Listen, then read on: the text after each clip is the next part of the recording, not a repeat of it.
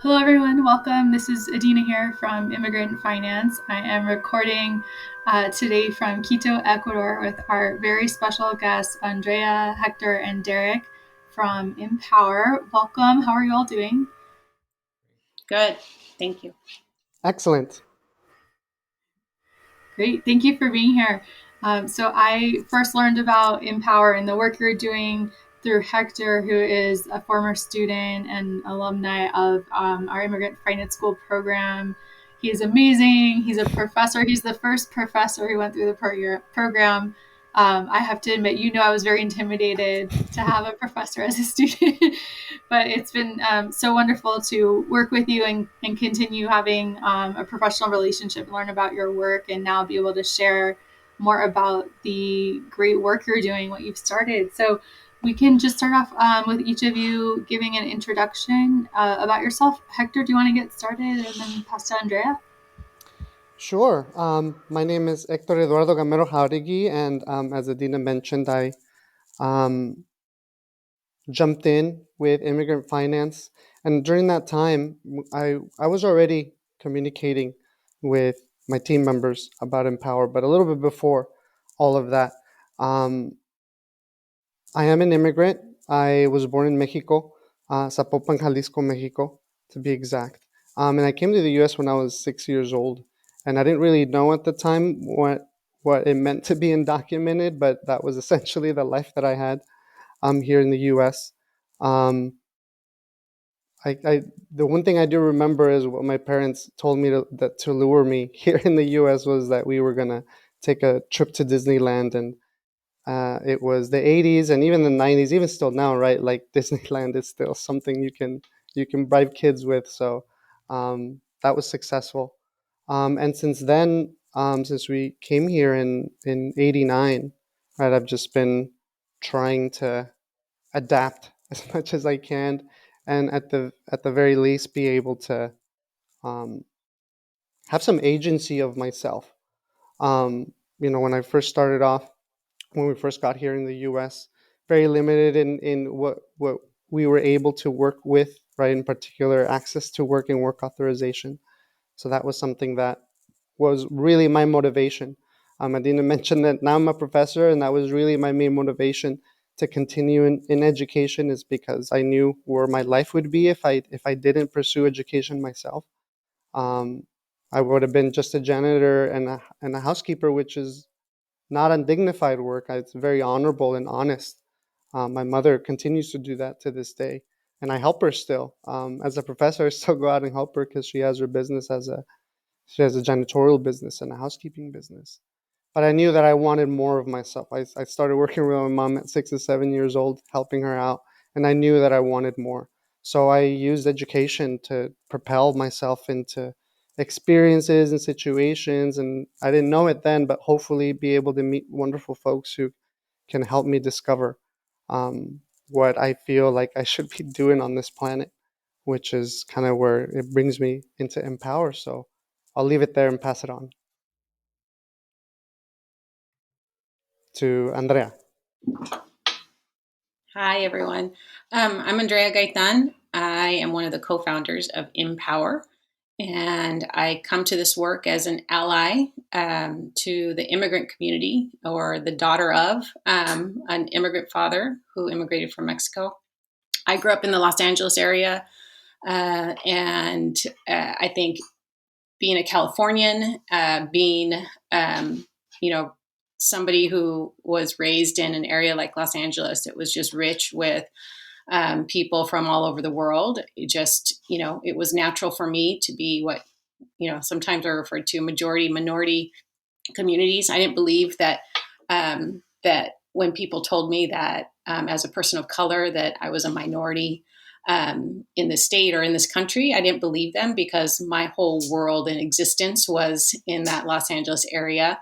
And everyone I knew had a parent who was from a different country, at least one parent, if not, both parents. And we all, I think, had the different experiences that children of immigrants or immigrants have in terms of being separated from loved ones and families.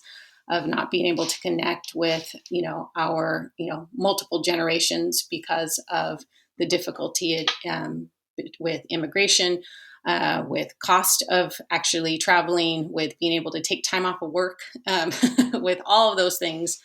And so I grew up largely not knowing, my grandparents and my family in Mexico.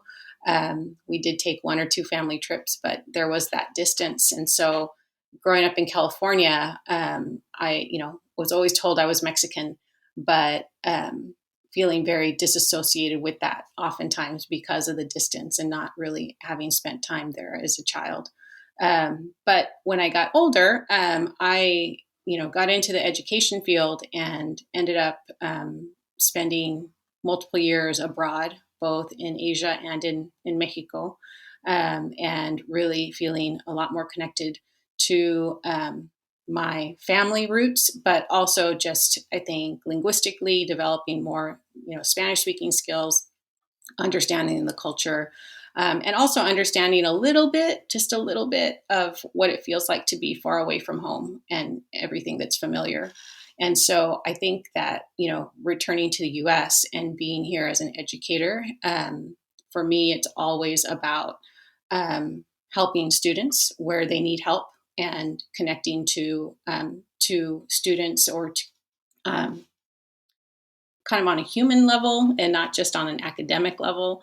And so I would spend most of my time with students, before class, after class, during recess or breaks, or, on weekends, trying to connect them and their families to resources. And that's where, for me, a lot of the work that we're doing with ImmPower comes from. It's from those informal times that I was spending and learning with my students and their families, about services available, about, how to prevent being exploited by landlords or by businesses or by social agencies, to make sure they were getting what they needed, where they could be safe and healthy and continue their education and reach their goals. So it was a very natural progression for me, I think, to get to the point that I'm at now with ImmPower, and really excited that we're at this point where we can continue to do this work. And I really appreciate the opportunity to be here today to talk about that. Derick? So my name is Derick Romero, and I self-identify as being documented. My family migrated to the U.S. When I was the age of 3. Where I was born, I was born in Oaxaca, Mexico. I didn't ever really understand what undocumented was until I was 15 years old. Until I asked my mom, and my dad that I wanted to get a driver's license. And then that's when I realized that I was undocumented, pretty much in high school. Then through that point, I kind of didn't really understand what I wanted to do with my life, because education kind of seemed so far, because how am I supposed to go to school, right? That's kind of the mentality that I had. So during high school, I didn't put a lot of effort, because I felt like, what's kind of like the point of it, right? I didn't know of any resources. I didn't know about AB 540. I didn't know about all these things, right? Until I pretty much got to Davis. Once I got to Davis, that's what I really understood what AB 540 was, right? Even at my junior college, I knew I was AB 540, but nobody really explained it to me. They're like, oh, this application is for you, right?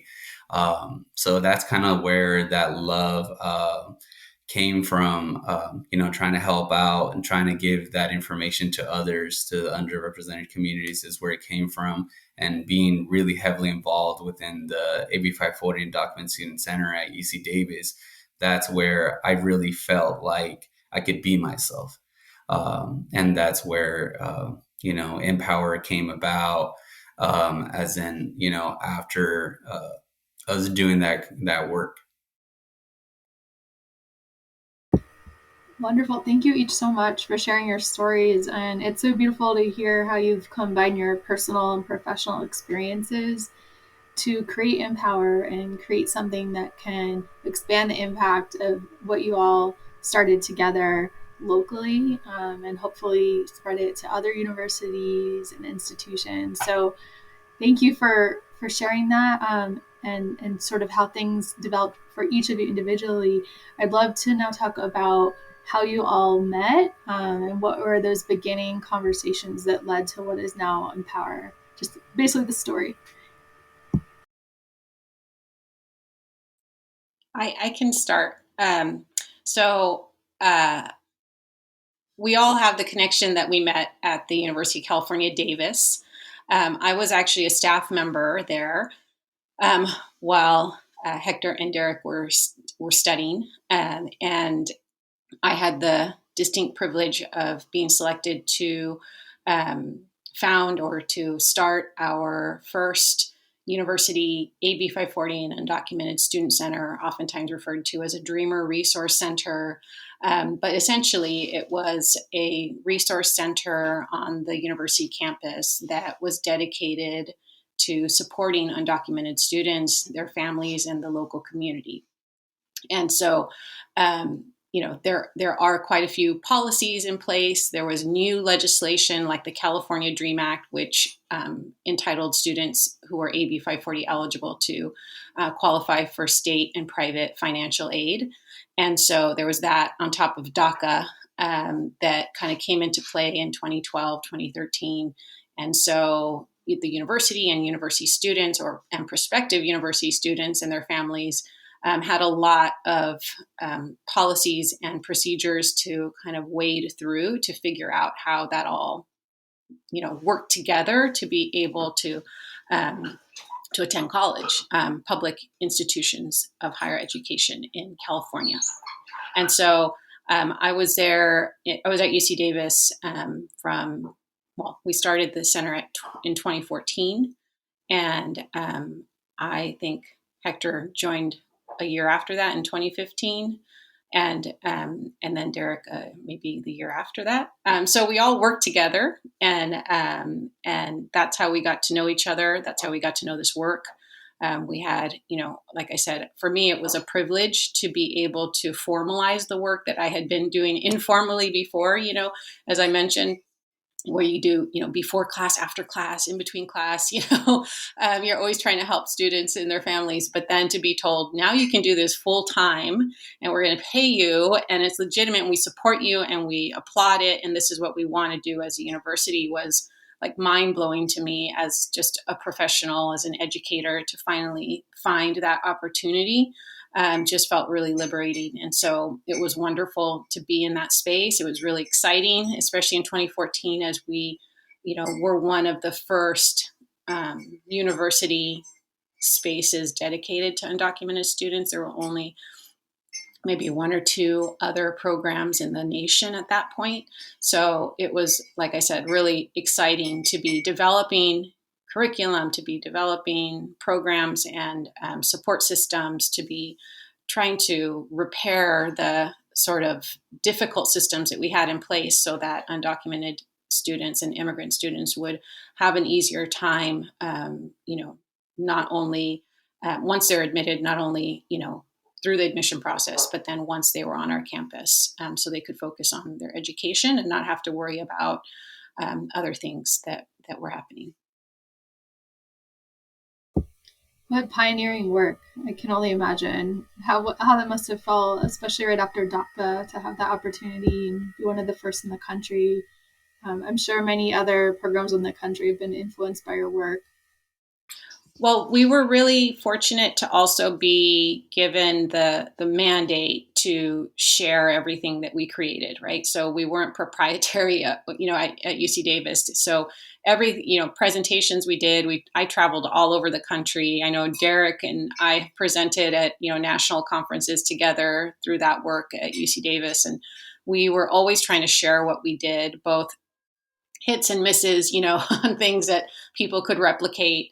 And so we've tried to be really generous when we were in those roles. And I think even though I'm no longer there at UC Davis, I still see the work that we did, and how it impacted other colleges and campuses throughout the state. And it was really part of a large movement, I think, in higher education and in California, particularly at that time. So it really, I think, did have a great lasting impact because we see now through all three systems of public universities and colleges in California, the community colleges, the Cal States, and the UCs, that almost every single campus has a center.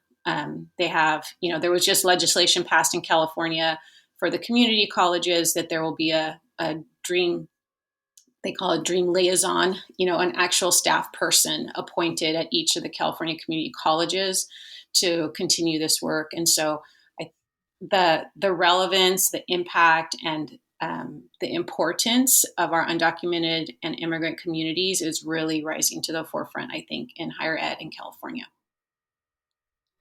I imagine it may not have always been easy to get all of that widespread support statewide. What were some of the biggest challenges that you faced?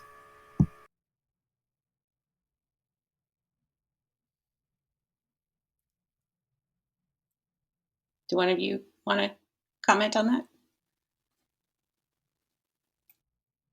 Can you repeat the question?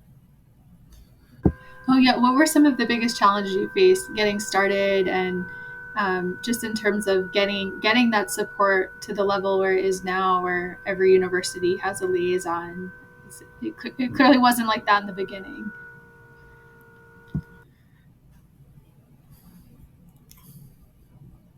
Well, I can add a little bit to that. I stepped into the center a year in, so to me, when I step in, I feel like a lot of the great work, of the great groundwork of being able to prepare all of these materials. I came in as an education and training coordinator, managing a lot of our educational sector, which was being able to provide training and workshops for not only staff, faculty, and other community members around our region, which were um, other high school counselors, high school teachers, community college counselors, as well as other professors from community college who wanted to get the training and information.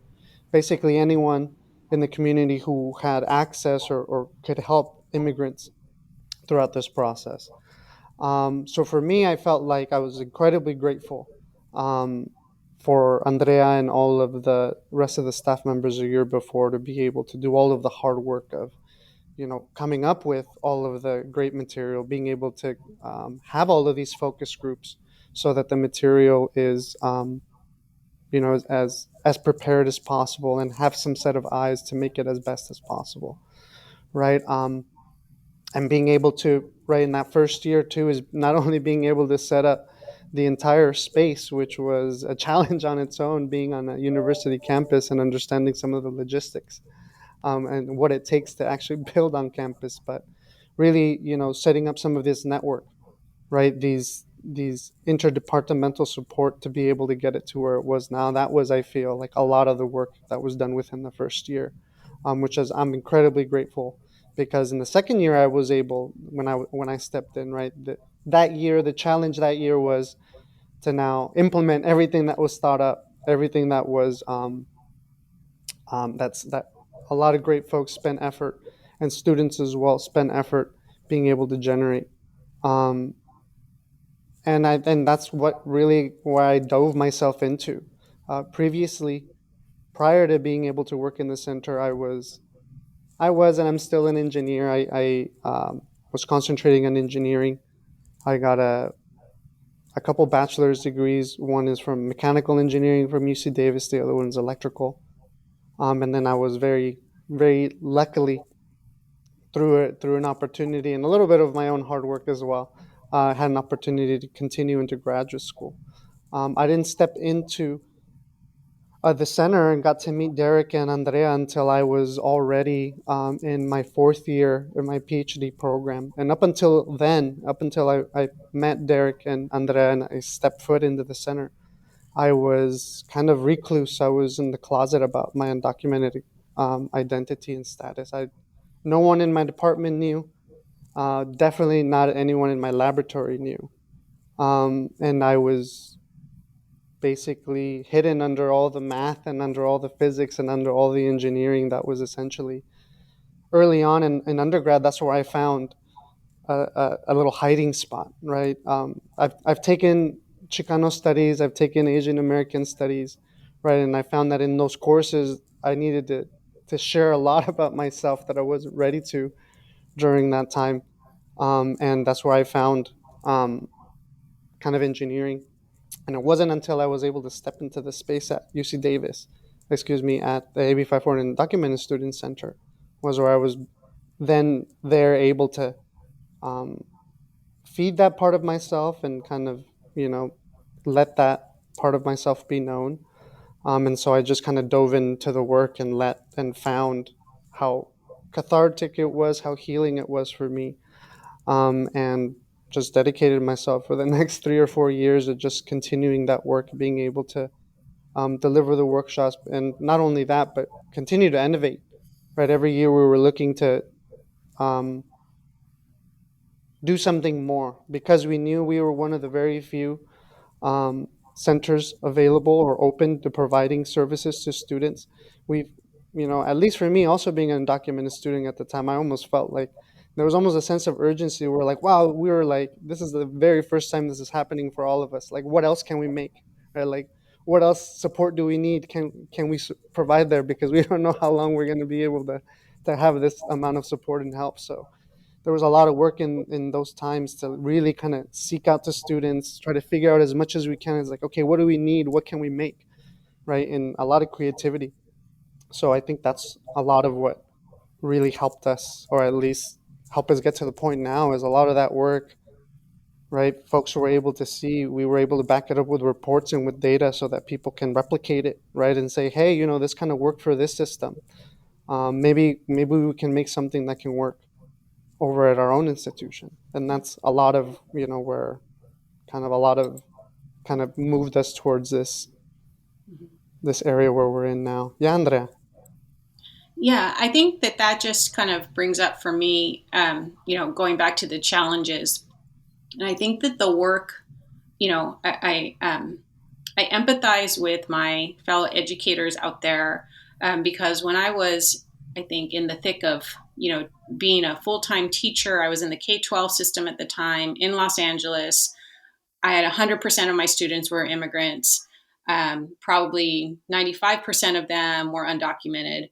And I think I never had the opportunity, our district, our school site was never providing opportunities to learn about things like AB 540 or about how we support undocumented students or how we get our undocumented students to college. It was more survival mode.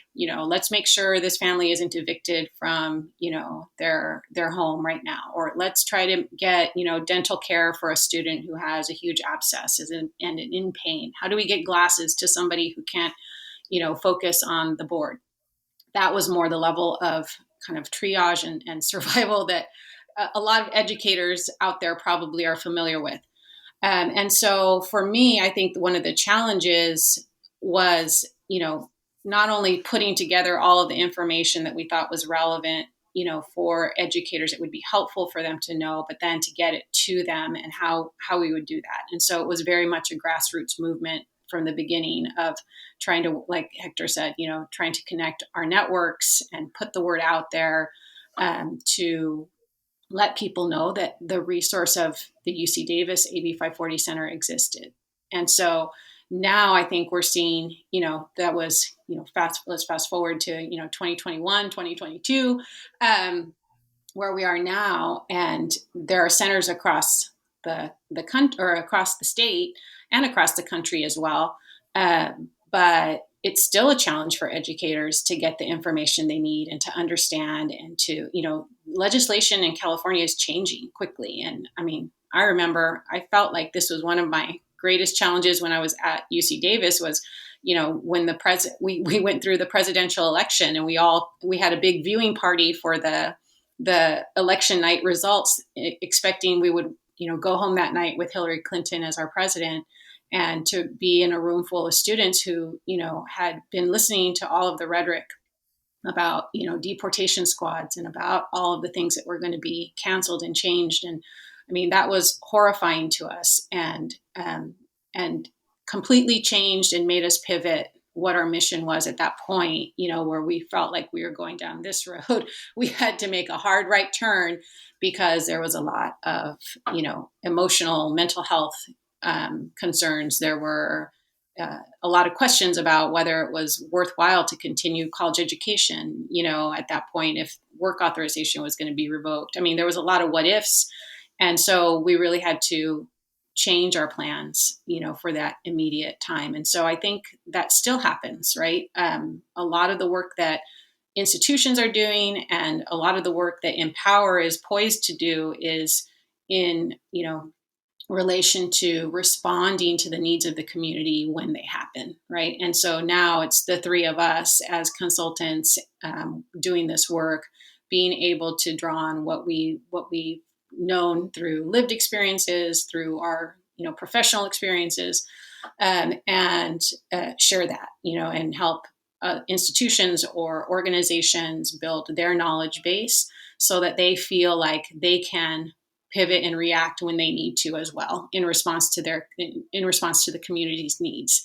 And we've worked with faith-based organizations who want to be better allies. We've worked with K-12 school districts. We've worked with higher ed. We've worked with a lot of different entities. We work with legal aid providers like all the time, and so there are a lot of people out there that want to do this work and see the need on how we can support our immigrant communities. And so hopefully ImmPower will be one of those resources that they can call upon and trust and know that, we can help be their thought partners on some of those issues.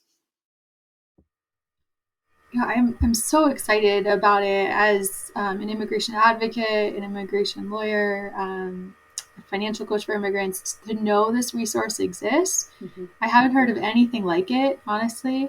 And not until getting to hear your story more did I understand the leadership you all have had together in this field for so long, for so many years. I really appreciate you going into the challenges that you faced with the center at Davis, and then how things changed in 2018, because it very much underscores your point that it's constant change when it comes to the experiences and challenges that the immigrant community is facing, and the need for this expertise, really. So I wanted to get a clear understanding for the audience of some of those problems that are out there and that will continue even if these centers are present in more schools now, thanks to your great leadership. So yeah, let's talk about ImmPower. So what is the vision for it? How did you all go from working at the center in Davis to coming up with this idea? Like, what were the needs?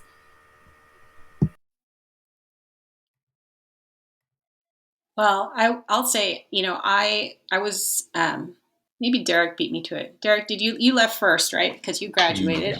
Yeah. So Derick left, and that he graduated, and I eventually left as well in 2018, late 2018. I moved on to a different position at a different institution, and I immediately was almost in mourning.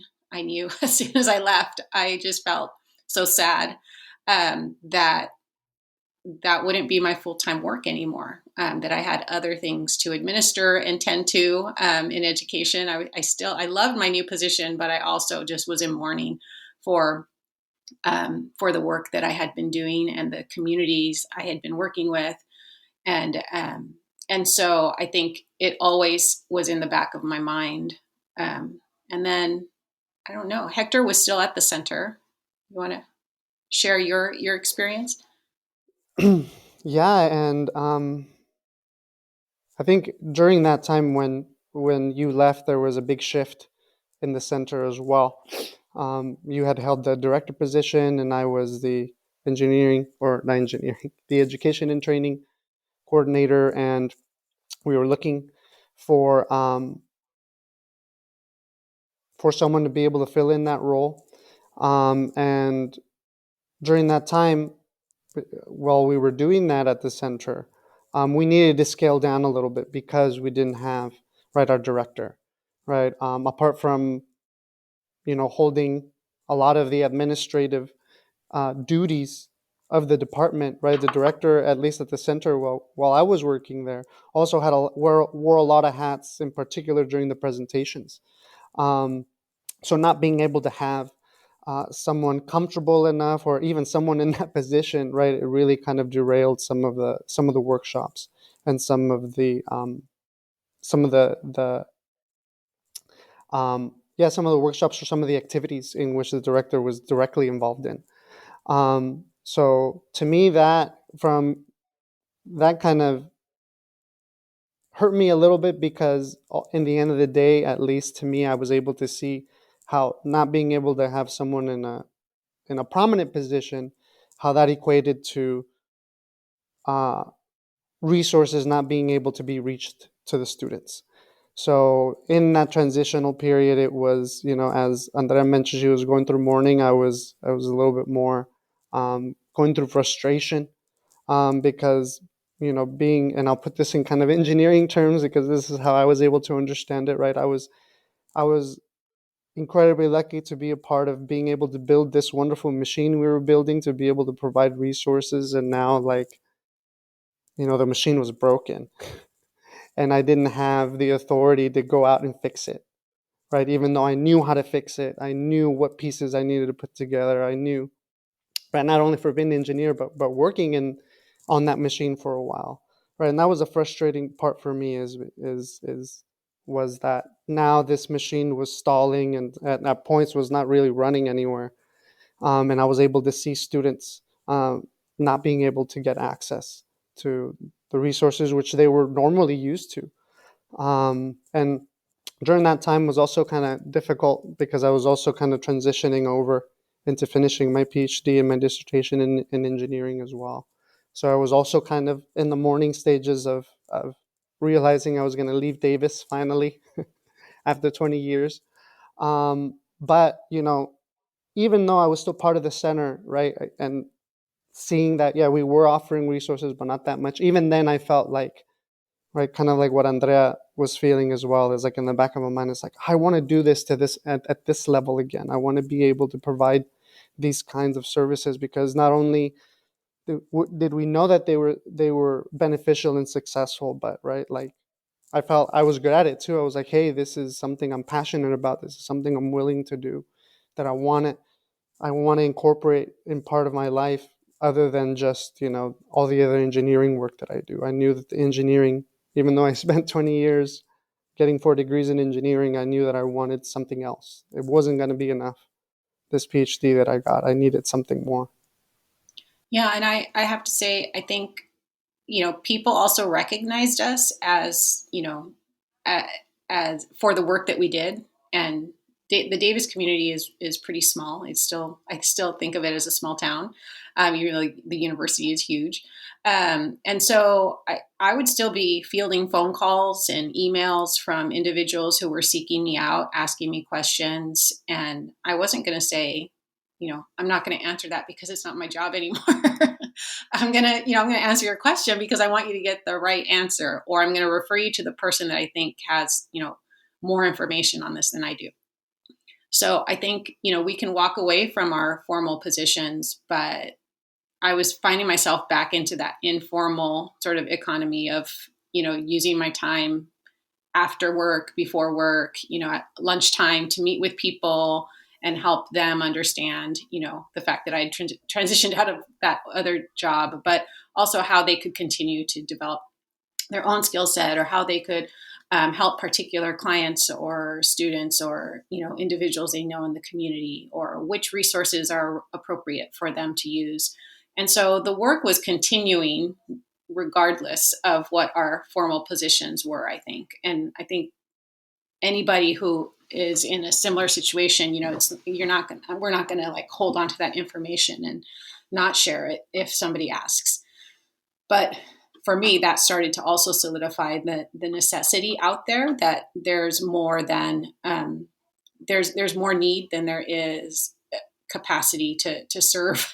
With the resources that were in place at that time. So, we really saw ourselves as filling a niche that, wasn't being filled at the time. And we continue to see, I think, ourselves ImmPower as being able to provide a service to institutions and to the immigrant community by being able to maintain a sort of level of expertise in this particular, area in terms of immigration and education. And I think that that's really what drove us to formally create ImmPower as an LLC, as a resource, as consultants, somebody that you can call up and ask questions of, but also have come out and provide services like training and workshops. Well, it's very empowering that you've created an LLC out of it. I wanted to just draw a lesson for some of our listeners who are thinking about starting businesses or sharing the skills and experiences they have to do something similar. That you were, first of all, there was a major problem and you had a solution, right? And doing it on your own on the side or in your free time, although you were willing, was not sufficient, and you couldn't dedicate the time that the problem deserved by doing it as a volunteer. And I just want to highlight, because we have a lot of listeners in our audience, including I've had this issue too and had to work through it, who can feel like it's wrong to charge for doing service-based work, right? Especially for such a sensitive topic. But I really appreciate, your understanding, what you're sharing about the importance of resources and how that affected the center when it no longer had a director, and how that affected resources. Because at the end of the day, to do the work and make the impact, we need the resources, right? So I just find it very empowering. And there's a lot of alignment with how you're trying to empower the students that are going to be impacted by your consulting work, because you're also empowering yourselves to do it in a way where the resources will be sufficient. So yeah, is there anything, Derick, I know you had your hand up, and if there's anything any of you want to add to that, I'd love to hear more about that topic. Yeah. I kind of wanted to add on how ImmPower came about. In 2017, I ended up graduating from UC Davis, and then that's when, I first became a master's program student, right? So I was the first undocumented student at the A. Gary Anderson Graduate School of Management at UC Riverside, right? So there was a lot of uncertainties within the program. They didn't really know if they could even take me. They didn't know what kind of resources they had with financial help, with scholarships, or even sponsorships or things like that. So also going through that process, it's what really got me more involved within ImmPower. I remember Andrea and Hector reaching out to me in December while I was doing my homework, and then I was like, yeah, like I'm so down for this. Like this is so needed. And then living through that experience, so that was definitely needed. Yeah, I think that both Hector and Derick, oftentimes when we go and present or we meet with schools or students are like just in awe and amazed, as I am as well, because there are so few role models of undocumented individuals who have, gone through graduate programs, who have, wrangled undergraduate programs, who, have lived the experience. So, I understand as an ally, I can coach somebody, I can give them the information, but, it hits differently because I haven't lived it. I didn't have to make the sacrifices. I didn't have to figure out the tough things that applied to me or didn't apply to me. I had it very easy personally. But when students are able to hear directly from individuals who have navigated the very complicated bureaucracy and legislation and pipeline or who, in some instances didn't even have access to those privileges when they were, in undergrad. It's really inspiring, and it gives a whole different meaning to the work we're doing, to be able to just connect and to have, that sort of role model relationship or opportunity, to basically say, like, you can do it. Like, I've done it, you can do it too, And so I think that that's also important, and something that is special about ImmPower is that we're not just allies doing the work, that we are, empowering ourselves to share our stories, and that can be really impactful. Absolutely. Is there anything else you all want to share about the work that you're hoping to do? What clients you would love to work with? What you envision ImmPower doing 5 years from now?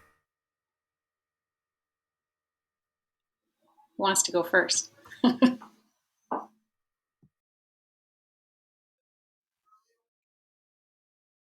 Derick, you go first. All right. So, I definitely want to, like, what I envision in 5 years is hopefully doing this full time. I could definitely see myself doing that, and then having that, you know, how should I say this? Um, I just want to be able to really like help out a lot of people, right? A lot of schools that we want to get involved with. We want to make sure that they have the best practices that we've experienced that work, and I want to make sure that all of the colleges that we work with get that information. Sorry, I'm just super nervous right now. Oh, it's okay. That's amazing to hear that vision, and I'm sure you will help a lot of people. Yeah, I would love to see us. I think one of our ideas was to also explore, becoming a sort of worker-owned cooperative, of really kind of growing ImmPower so that we could embrace and incorporate more perspectives into our consulting, and ideally also expand, our expertise, right? To be able to bring in additional partners and to work on that level as a co-op.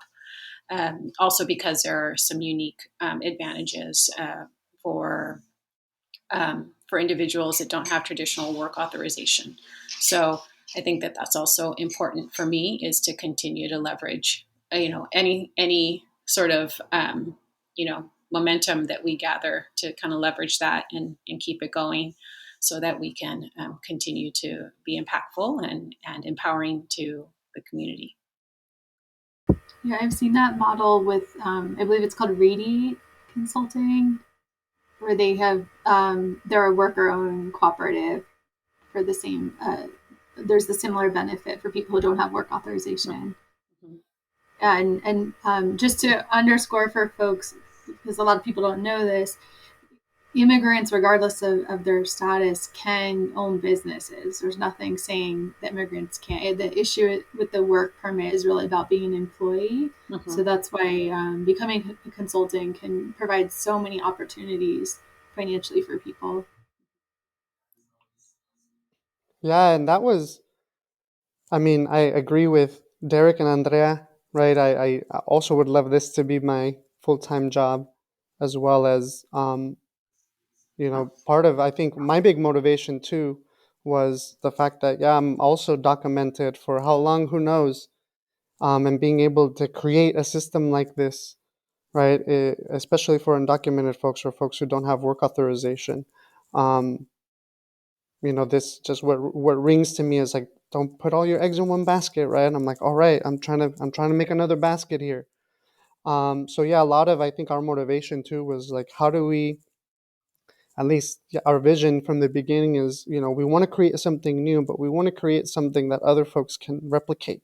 We want to be able to create something that other folks can come in and join into, especially other undocumented and immigrant folks, right? So that was kind of has been, right, I think, a seedling from the beginning, and we're just trying to tend to it and, and figure out all of the business talk to as many folks as we can to be able to kind of grow towards that direction.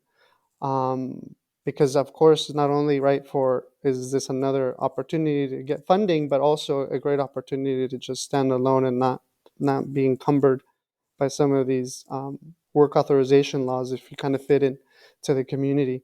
But at least for me, one other thing, and I've discovered this too, as being now holding a professor role, is as what Andrea mentioned, right, is this ability to be able to connect with our community and our students. Um, for I, I've been on the grind for so long of trying to achieve that I never really considered myself as a you know a role model until I actually got into the center. Because, like I mentioned, I was hiding. I was literally hiding from everyone.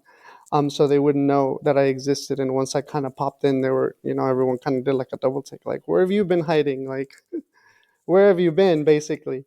Um, and it's kind of taken me a while to kind of recognize that. And up until recently, now that I'm in this professor role, and I'm open. I'm grateful that I can be open about my experience and be able to share to my students, like, hey, you have a documented professor. I tell them the same joke for how long, I don't know, but I'm grateful to be able to teach you. It hits them different too. And, being able to now get some students who are courageous enough to be able to share with me, it's like, hey, professor, I'm undocumented too, or I'm also documented. Like, I've never had a professor like that before. I'm super excited to be in your class. Right. That to me is, it's also been cathartic, and it's also been helpful. And that's something that I'm excited about as well with ImmPower, right? Is being able to now connect with all of these students and all of these staff members who were previously undocumented, and be able to see, right, someone come into their campus and say, like, wow, we're now at this stage where we can provide something like this to be able to not only help all of our students, but, all of those who graduated as well and have been living through the trauma of right, higher education as an undocumented or immigrant person. Yeah, Hector, my heart is just really feeling what you're saying, because I can imagine some of our listeners hearing you talk right now and feeling less alone. So thank you for sharing what your journey was to come out and share more about yourself, and how brave and courageous that was. So I hope that you've helped others, feel like they can do it too if they want, or that at least they're not the only one, and that they could be a professor. So I get so excited when I think about all the great work you all are going to do in ImmPower. This is really how impact and change is made.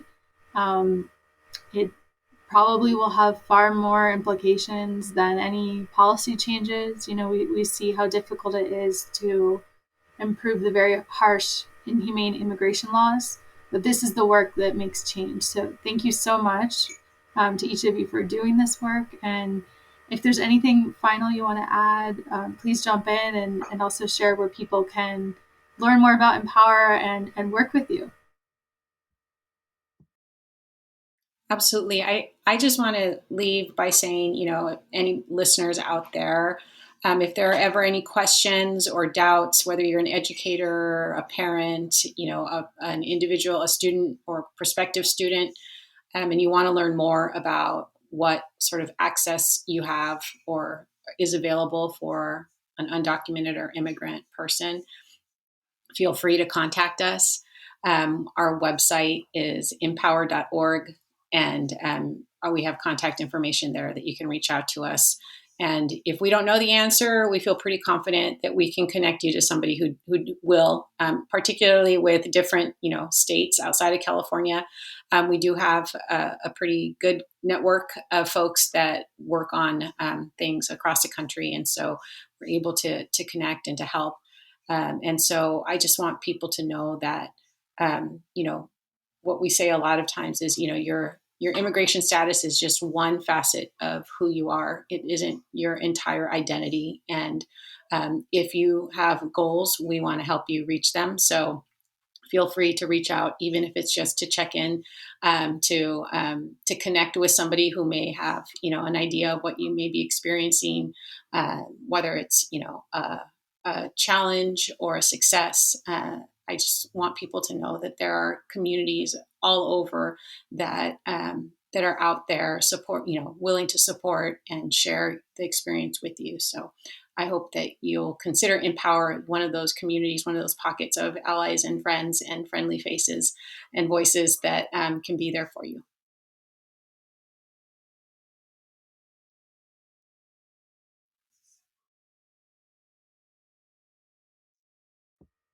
Great, thank you so much. And just to repeat the website, it's impower.org. So definitely check it out and reach out if you would like to support their work and work with them. And just thank you again so much for taking the time. We're really, really grateful to learn more about your story and the work that you're doing, and can't wait to see how it grows. Thank you so much for having us. Thank you so much once again. Thank you Yeah. for having us. Really. Yes, thank you. Have a great rest of the day. Take care. Bye.